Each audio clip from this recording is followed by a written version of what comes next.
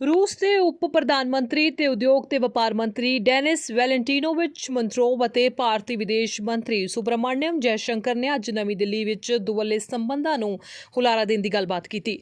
ਦੋਵਾਂ ਨੇਤਾਵਾਂ ਨੇ ਮੁਕਤ ਵਪਾਰ ਸਮਝੌਤੇ ਤੇ ਚਰਚਾ ਕਰਨ ਤੋਂ ਇੱਕ ਦਿਨ ਬਾਅਦ ਮੰਤੂਰੋਵ ਦੇ ਦੌਰੇ ਤੇ ਦੂਜੇ ਦਿਨ ਮੁਲਾਕਾਤ ਕੀਤੀ ਤੇ ਭਾਰਤ ਨੇ ਯੂਕਰੇਨ ਤੇ ਰੂਸ ਦੇ ਹਮਲੇ ਦੀ ਸਪਸ਼ਟ ਤੌਰ ਤੇ ਆਲੋਚਨਾ ਨਹੀਂ ਕੀਤੀ, ਜਿਸ ਨੂੰ ਮਾਸਕੋ ਵਿਸ਼ੇਸ਼ ਫੌਜੀ ਕਾਰਵਾਈ ਵਜੋਂ ਦਰਸਾਉਂਦਾ ਹੈ ਤੇ ਗੱਲਬਾਤ ਰਾਹੀਂ ਸੰਘਰਸ਼ ਦੇ ਸ਼ਾਂਤੀਪੂਰਨ ਹੱਲ ਦੀ ਮੰਗ ਕੀਤੀ ਗਈ। ਰੂਸ ਇੱਕ ਰਵਾਇਤੀ ਰੱਖਿਆ ਉਪਕਰਨ ਸਪਲਾਇਰ ਵੀ ਪਿਛਲੇ ਮਹੀਨੇ ਇਰਾਕ ਨੂੰ ਉਜਾੜ ਕੇ ਭਾਰਤ ਦੇ ਕੱਚੇ ਤੇਲ ਦੀ ਚੋਟੀ ਦਾ ਸਪਲਾਇਰ ਬਣ ਗਿਆ ਤੇ 31 ਮਾਰਚ ਤੱਕ ਰੂਸ ਤੋਂ ਕੁੱਲ ਮਿਲਾ ਕੇ ਭਾਰਤੀ ਦਰਾਮਦ ਲਗਭਗ 4 ਗੁਣਾ ਵੱਧ ਕੇ 46.33 ਅਰਬ ਹੋ ਚੁੱਕੀ ਹੈ। ਇਹ ਰੂਸ ਦੇ ਉਪ ਪ੍ਰਧਾਨ ਮੰਤਰੀ ਤੇ ਵਪਾਰ ਮੰਤਰੀ ਵਿਚਾਲੇ ਗੱਲਬਾਤ ਹੋਈ ਹੈ। रूस के उप प्रधानमंत्री ते उद्योग ते व्यापार मंत्री डेनिस वैलेंटिनोविच मंत्रोव ਅਤੇ ਭਾਰਤੀ ਵਿਦੇਸ਼ ਮੰਤਰੀ ਸੁਬਰਾਮਣੀਅਮ ਜੈਸ਼ੰਕਰ ਨੇ ਅੱਜ ਨਵੀਂ ਦਿੱਲੀ ਵਿੱਚ ਦੁਵੱਲੇ ਸੰਬੰਧਾਂ ਨੂੰ ਹੁਲਾਰਾ ਦੇਣ ਦੀ ਗੱਲਬਾਤ ਕੀਤੀ। ਦੋਵਾਂ ਨੇਤਾਵਾਂ ਨੇ ਮੁਕਤ ਵਪਾਰ ਸਮਝੌਤੇ ਤੇ ਚਰਚਾ ਕਰਨ ਤੋਂ ਇੱਕ ਦਿਨ ਬਾਅਦ ਮੰਤੂਰੋਵ ਦੇ ਦੌਰੇ ਤੇ ਦੂਜੇ ਦਿਨ ਮੁਲਾਕਾਤ ਕੀਤੀ ਤੇ ਭਾਰਤ ਨੇ ਯੂਕਰੇਨ ਤੇ ਰੂਸ ਦੇ ਹਮਲੇ ਦੀ ਸਪਸ਼ਟ ਤੌਰ ਤੇ ਆਲੋਚਨਾ ਨਹੀਂ ਕੀਤੀ, ਜਿਸ ਨੂੰ ਮਾਸਕੋ ਵਿਸ਼ੇਸ਼ ਫੌਜੀ ਕਾਰਵਾਈ ਵਜੋਂ ਦਰਸਾਉਂਦਾ ਹੈ ਤੇ ਗੱਲਬਾਤ ਰਾਹੀਂ ਸੰਘਰਸ਼ ਦੇ ਸ਼ਾਂਤੀਪੂਰਨ ਹੱਲ ਦੀ ਮੰਗ ਕੀਤੀ ਗਈ। ਰੂਸ ਇੱਕ ਰਵਾਇਤੀ ਰੱਖਿਆ ਉਪਕਰਨ ਸਪਲਾਇਰ ਵੀ ਪਿਛਲੇ ਮਹੀਨੇ ਇਰਾਕ ਨੂੰ ਉਜਾੜ ਕੇ ਭਾਰਤ ਦੇ ਕੱਚੇ ਤੇਲ ਦੀ ਚੋਟੀ ਦਾ ਸਪਲਾਇਰ ਬਣ ਗਿਆ ਤੇ 31 ਮਾਰਚ ਤੱਕ ਰੂਸ ਤੋਂ ਕੁੱਲ ਮਿਲਾ ਕੇ ਭਾਰਤੀ ਦਰਾਮਦ ਲਗਭਗ 4 ਗੁਣਾ ਵੱਧ ਕੇ 46.33 ਅਰਬ ਹੋ ਚੁੱਕੀ ਹੈ। ਇਹ ਰੂਸ ਦੇ ਉਪ ਪ੍ਰਧਾਨ ਮੰਤਰੀ ਤੇ ਵਪਾਰ ਮੰਤਰੀ ਵਿਚਾਲੇ ਗੱਲਬਾਤ ਹੋਈ ਹੈ। रूस के उप प्रधानमंत्री ते उद्योग ते व्यापार मंत्री डेनिस वैलेंटिनोविच मंत्रोव ਅਤੇ ਭਾਰਤੀ ਵਿਦੇਸ਼ ਮੰਤਰੀ ਸੁਬਰਾਮਣੀਅਮ ਜੈਸ਼ੰਕਰ ਨੇ ਅੱਜ ਨਵੀਂ ਦਿੱਲੀ ਵਿੱਚ ਦੁਵੱਲੇ ਸੰਬੰਧਾਂ ਨੂੰ ਹੁਲਾਰਾ ਦੇਣ ਦੀ ਗੱਲਬਾਤ ਕੀਤੀ।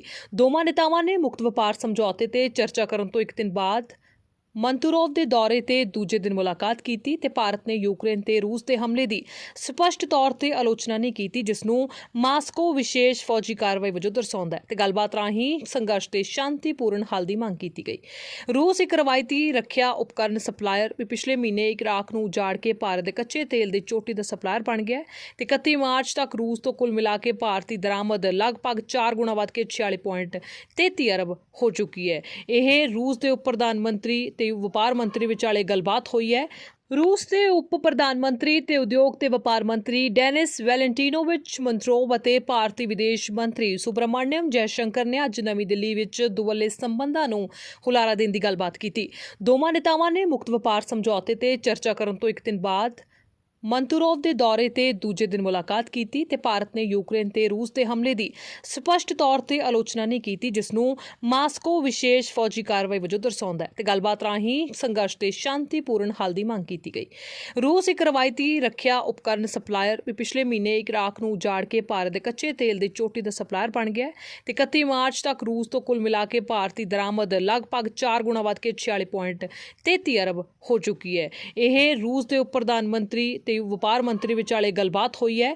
ਫ੍ਰੀ ਸੇਵਾ ਜੀ ਹਾਂ, ਪੰਜਾਬੀ ਭੈਣਾਂ ਤੇ ਭਰਾਵਾਂ ਲਈ ਇੱਕ ਸੁਨੇਹਾ ਅਜਿਹਾ ਕਿ ਜਿਸ ਨੂੰ ਪੜ੍ਹ ਤੇ ਸੁਣ ਤੁਸੀਂ ਬਦਲ ਸਕਦੇ ਹੋ ਆਪਣੀ ਜ਼ਿੰਦਗੀ। ਇਸ ਨੂੰ ਨਾ ਸਮਝਣਾ ਕੋਈ ਇਸ਼ਤਿਹਾਰ। ਦੁਨੀਆ ਭਰ ਦੇ ਵਿੱਚ ਤੁਸੀਂ ਘੁੰਮੇ ਹੋਣੇ ਜੋਤਸ਼ੀ, ਮੌਲਵੀਆਂ, ਤਾਂਤਰਿਕਾਂ ਤੇ ਬਾਬਿਆਂ ਕੋਲ, ਪਰ ਨਹੀਂ ਜੇ ਬਣਿਆ ਹੱਲ ਤਾਂ ਮੈਂ ਕਰਾਂਗਾ ਤੁਹਾਡੀਆਂ ਸਾਰੀਆਂ ਸਮੱਸਿਆਵਾਂ ਦੇ ਹੱਲ।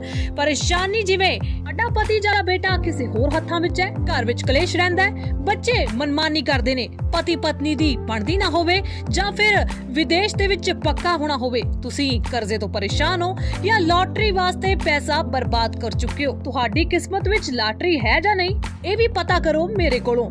ਪਿਆਰ ਵਿੱਚ ਧੋਖਾ, ਨੌਕਰੀ ਕਾਰੋਬਾਰ 'ਚ ਪਰੇਸ਼ਾਨੀ, ਜ਼ਮੀਨ ਜਾਇਦਾਦ ਦੀ ਸਮੱਸਿਆ, ਵਸ਼ੀਕਰਨ ਕਰਵਾਉਣਾ ਜਾਂ ਤੁੜਵਾਉਣਾ, ਪਰੇਸ਼ਾਨੀ ਜਿਵੇਂ ਸੌਤਨ ਤੋਂ ਛੁਟਕਾਰਾ, ਨਵਗ੍ਰਹਿ ਪੂਜਾ, ਮੰਗਲ ਦੋਸ਼ ਪੂਜਾ, ਨਸ਼ਾ ਮੁਕਤੀ ਜਾਂ ਫਿਰ ਸਰੀਰ ਦਾ ਕੋਈ ਵੀ ਕਸ਼ਟ ਹੋਵੇ, ਮੈਂ ਹਰ ਤਰ੍ਹਾਂ ਦਾ ਕਸ਼ਟ ਜਾਂ ਹਰ ਤਰ੍ਹਾਂ ਦੀ ਪਰੇਸ਼ਾਨੀ ਕਰਾਂਗਾ ਦੂਰ ਤੇ ਇਸ ਕੇਸ ਦੇ ਵਿੱਚ ਮਿਲੇਗੀ ਤੁਹਾਨੂੰ ਹਰ ਪਾਸਿਓਂ ਸਫਲਤਾ। ਤੁਹਾਡੀ ਜ਼ਿੰਦਗੀ ਵਿੱਚ ਜੇਕਰ ਕੋਈ ਦੁੱਖ ਜਾਂ ਪਰੇਸ਼ਾਨੀ ਹੈ, ਬਾਤ ਤੁਸੀਂ ਕਰਨਾ ਹੈ ਤੇ ਰਸਤਾ ਅਸੀਂ ਦਿਆਂਗੇ। ਸਮੱਸਿਆ ਕੋਈ ਵੀ ਹੋਵੇ ਪਰ ਫੀਸ ਕੋਈ ਨਹੀਂ।